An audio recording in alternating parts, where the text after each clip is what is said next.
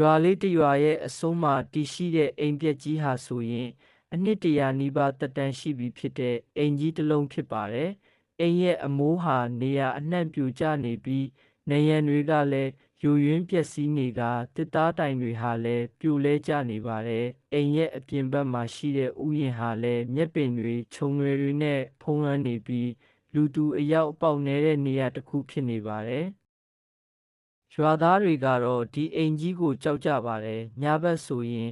အိမ်ကနေထူးဆန်းတဲ့အသံတွေထွက်လာတယ်။မီးခိုးတွေထွက်လာတယ်လို့ပြောကြပါတယ်။တချို့ကလည်းညဘက်မှာအိမ်ရဲ့ပြတင်းပေါက်တွေကနေအလင်းရောင်တွေမိတ်တုပ်လင်းနေတာကိုတွေ့ဖူးကြတယ်လို့ဆိုပါတယ်။ဒါပေမဲ့ဘယ်သူမှဒီအိမ်ကိုမဝင်ဘူးကြပါဘူး။ဝင်ဖို့ကြိုးစားသူတွေဟာအိမ်ရဲ့တကားနားရောက်တာနဲ့ကြောက်လန့်ပြီးပြန်ထွက်သွားကြတယ်လို့လည်းပြောကြပါတယ်။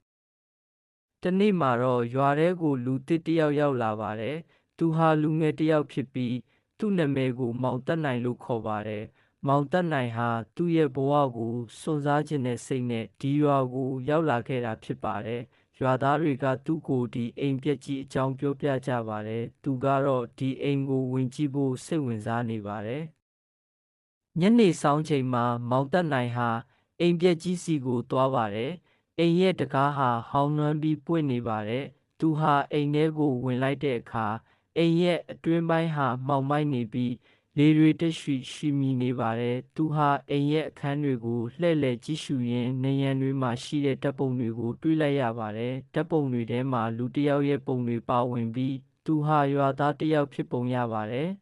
။ညဘက်ရောက်တဲ့အခါအိမ်ထဲမှာထူးဆန်းတဲ့အသံတွေစတင်ကြားလာပါတယ်။မောင်သက်နိုင်ဟာအိမ်ရဲ့အပေါ်ထပ်ကိုတက်သွားပါတယ်။အပေါ်ထပ်မှာတော့သူဟာလူတစ်ယောက်ရဲ့အရိပ်ကိုတွေးလိုက်ရပါတယ်။အရိပ်ဟာသူ့ကိုကြည့်နေပြီးပြုံးနေပုံရပါတယ်။မောင်သက်နိုင်ဟာကြောက်လန့်သွားပေမဲ့သူ့ကိုယ်သူထိန်းချုပ်ပြီးအရိပ်စီကနေထွက်ခွာသွားပါတယ်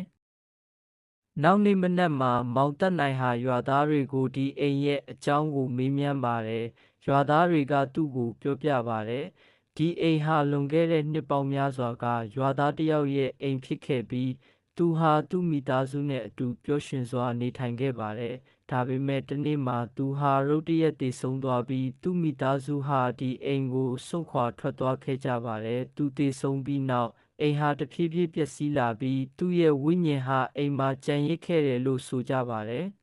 ။မောင်သက်နိုင်ဟာဒီအကြောင်းကိုသိပြီးနောက်အိမ်ပျက်ကြီးကိုပြန်သွားပြီးသူ့ရဲ့ဝိညာဉ်ကိုငြိမ်းချမ်းစေဖို့ဆုတောင်းပေးခဲ့ပါတယ်။သူဟာအိမ်ကိုပြန်ပြင်ဆင်ပြီးရွာသားတွေကိုလာရောက်လည်ပတ်ဖို့ဖိတ်ခေါ်ခဲ့ပါတယ်။နောက်ပိုင်းမှာတော့အိမ်ပျက်ကြီးဟာရွာရဲ့အထင်ကရနေရာတစ်ခုဖြစ်လာခဲ့ပါတယ်။ဒီဇလန်းလေးဟာဖြင့်လူတွေရဲ့ကြောက်ရွံ့မှုတွေနဲ့ဝိညာဉ်တွေအကြောင်းကိုဖော်ပြနေပါတယ်။လူတွေဟာမသိမမြင်နိုင်တဲ့အရာတွေကိုကြောက်တတ်ကြပေမဲ့တကယ်တော့ဒီအရာတွေဟာလူတွေရဲ့စိတ်ထဲမှာရှိနေတဲ့ကြောက်ရွံ့မှုတွေပဲဖြစ်ပါတယ်။မောင်သက်နိုင်ဟာဒီကြောက်ရွံ့မှုတွေကိုကျော်လွှားပြီးအိမ်ပျက်ကြီးကိုပြန်လည်ရှင်သန်စေခဲ့ပါတယ်။ပိုပြီးစိတ်ဝင်စားဖွယ်ဇာတ်လမ်းကောင်းလေးများကိုတင်ဆက်ပေးမှာဖြစ်သည့်အတွက်ကျွန်တော် channel လေးကို subscribe လုပ်ပြီး like and share လေးလုပ်ပေးသွားပါဦးခင်ဗျာ။